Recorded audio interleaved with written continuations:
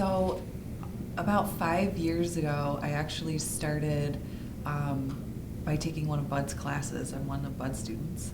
I was a computer information systems major at Eastern for undergrad, and I was interested in the program that he had to offer, mainly because it was about, so at the time I thought it was about Google and learning more about that side of things. Little did I know that that would lead to learning all about paid search, analytics, blogging, social, and that's really what piqued my interest. And I continued on through his series of courses. I started my own consulting after that and started in the agency world. Wow. Yeah. Okay, thanks. I'm a former business owner, so I got my start with that, with an e-commerce business that sold music-related things online. So in order to pay the bills, I found that I was researching often how to get things to appear more prominently in search. That led me to search engine optimization and paid search tactics, as well as social media, email marketing, all sorts of digital marketing tactics. So that's where I got my start. I think that was about 2005 or so. I owned that business for a number of years and finally sold it, and then which led me to work for some advertising agencies and kind of do the same thing for other businesses that I had learned to do on my own business. Okay, so you have both perspectives, and from an entrepreneur's viewpoint, as well as from like an agency viewpoint, and how you might help people with those things or help companies. Yeah, absolutely. What's one thing that you would like to give people at the panel today?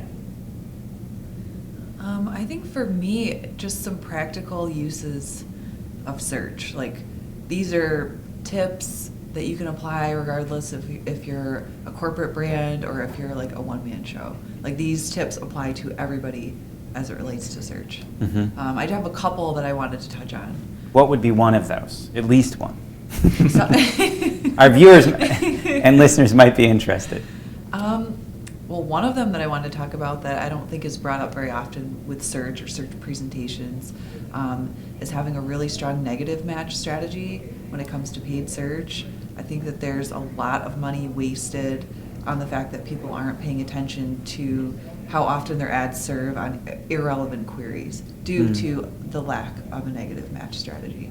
So I'm going to be pointing out some examples, like live examples, of where big brands and smaller brands are doing it wrong and where they're doing it right. Okay. And that's going to help people save money. So that's the practicality of it. Excellent. If you have a strong negative match strategy, you will save money and you'll be more relevant.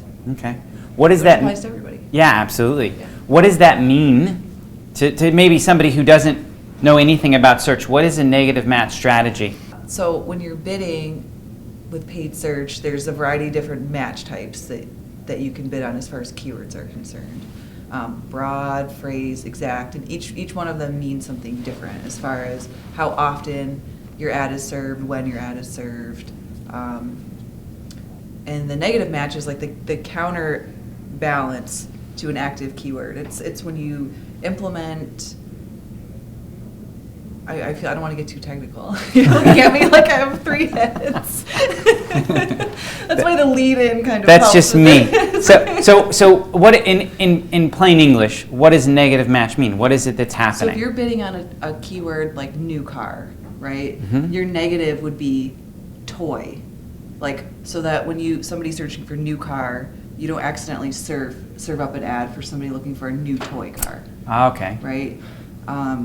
If you're bidding on the term cars, you'd want to, and you're trying to sell cars, you'd want a negative match like jobs, free, cheap, how to fix, things like that. So you're only serving up ads cartoon when somebody's movie. looking for a car to purchase instead of how to fix it, a job to get a car, cheap car, whatever. Right. See what I mean? Yep. It's like filtering.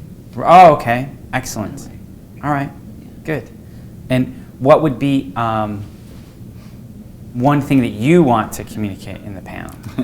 I think I'm trying to just address the fact that search engine marketing is really just a means to an end, and that it's a way to solve business goals or even problems. But I like to be goal focused and address, to begin with a goal. So what are your business goals? Are you trying to sell a car? Are you trying to just sell something online through an e-commerce store?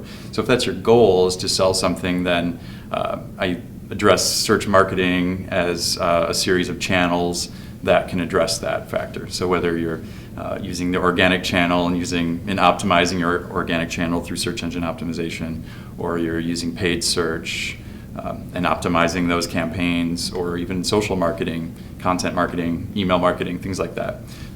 So it's really just a series of channels that can all be solutions to that one goal of your business. So, and then diving into each of those channels, there's ways to optimize each one separately and kind of on their own. They're all sort of unique and have their own challenges and strengths. But yeah, that's I guess my approach is a sort of a multi-channel approach to solving business goals. Okay. What would be maybe your favorite channel or your Sure. favorite? So I started off strongly working in organic search and search engine optimization. And as an e-commerce business owner, I worked really hard to make sure that my business was prominent in the search engines, Google primarily, but also Yahoo, Bing, and some of the other secondary search engines. So that was probably my primary focus early on. I ended up doing organic search for Chevrolet and brought those techniques to Chevrolet, and I wrote their SEO game plan about a couple of years ago. So so that's kind of my primary focus, but paid search is definitely a big one as well. So, and they definitely work in tandem with each other. So it's all about, I think, developing relevance of content on your website and optimizing your website for that content, and then that also plays into your paid search strategy. So having relevance of your ads and the keywords you're bidding on and to the content that's on your page. So if all of those things are playing nicely together, then you tend to get a lot of organic traffic, and your paid search ads tend to be less expensive, and it's kind of the win-win situation Right, so of a search program. Excellent. So they all help each other. Yep, absolutely. Okay, good. What is your best advice for people just starting into digital marketing and communication? Networking, putting yourself out there, meeting other professionals. I mean, that's huge. I'd say that's a really good start. That's Okay. where I started. It seemed to work out good. Great. How did you go about networking? How did you find people to network with? So Ann Arbor's great because there's a lot of different, weekly, like LA2M or something like that, where there's either a weekly or a monthly gathering of people that are in your industry. Mm-hmm. Just not being afraid to introduce yourself, especially if you're like a student, you're just getting out of school, not being afraid to introduce yourself, look for internships. Just put yourself out there. Okay, excellent, thanks. And then what is your best advice for people just starting out in digital marketing and communication? Yeah, I definitely agree with Angelina. I think put yourself out there, dive in with your own web-based projects, whether it's a blog or it's a social media campaign.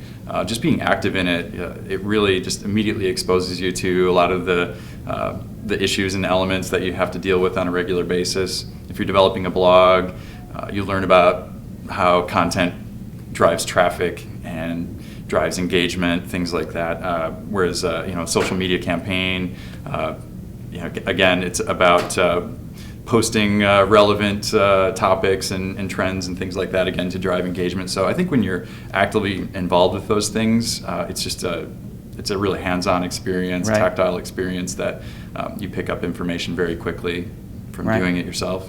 So maybe start an e-commerce business. Absolutely, it's a good way to start. Jump in. Yeah. All right. What have I not asked you about search marketing that I should have? I don't know. Do you have a quick answer for that one? There's so much. Well, just sort There's of so like, much. why search marketing? Is it important? Is it relevant, especially for, you mentioned small businesses? Is this something that they should focus on, or should they just do, print marketing or something like that will really help their businesses? Mm-hmm. So, I think especially paid search can be expensive, and is it helpful? Is it beneficial? So, I think that's a question you have to ask yourself early on.